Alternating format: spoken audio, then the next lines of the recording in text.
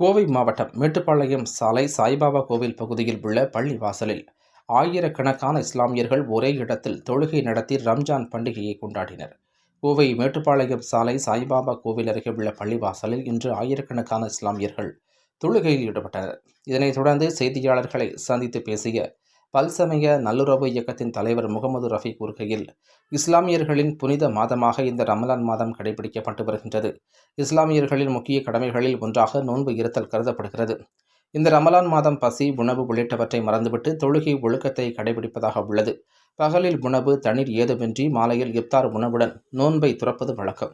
சூரியன் மறையும் வரை நோன்பை கடைபிடித்து நோன்புக்கு முன்பு சஹர் என்ற உணவும் நோன்பிற்கு பிறகு இப்தார் உணவையும் உண்டு வருகின்றோம். அந்த வகையில் இந்த ஆண்டுக்கான ரமலான் நோன்பு இன்று நடைபெற்றது.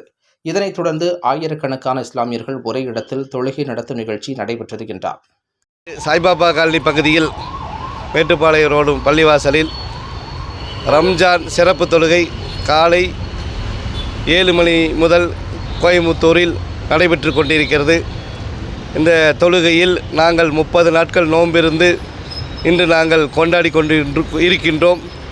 உலக மக்களுக்காகவும் நல்ல ஆட்சி, சமதர்ம ஆட்சி, நல்லிணக்க ஆட்சி அமைய வேண்டும் என்பதற்காகவும் நாங்கள் பிரார்த்தித்தோம்.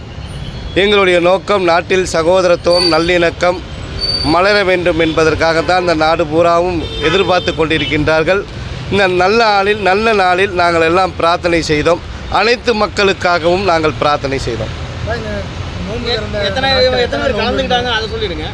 இந்த சாய்பாபா காலனி பகுதியில் கிட்டத்தட்ட ஒரு 2000 பேர் இந்த பள்ளிவாசலில் கலந்து கொண்டாங்க. அதே மாதிரி கோயம்புத்தூர் முழுவதும் ஒரு 140 பள்ளிவாசலில், கோயம்புத்தூர் மாநகரத்தில் மட்டும் ஒரு 140 பள்ளிவாசலில் மிக சிறப்பாக தொழுகை சிறப்பாக நடைபெற்றது.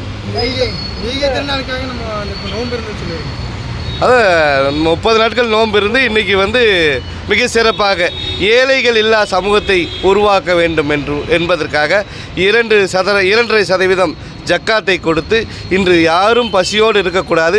அதே ஏழை மக்கள் அனைவரும் நல்லா இருக்கணும், உலக மக்கள் அனைவருக்காகவும் பிரார்த்தனை செய்தோம். நல்ல உறுதிமொழினா நல்ல ஒழுக்கம், நல்லிணக்கம், தர்மம் செய்கிற எண்ணம் எல்லாம் யாருக்குள்ளே நம்ம ஒரு இடத்துல குரோதம் வரக்கூடாது.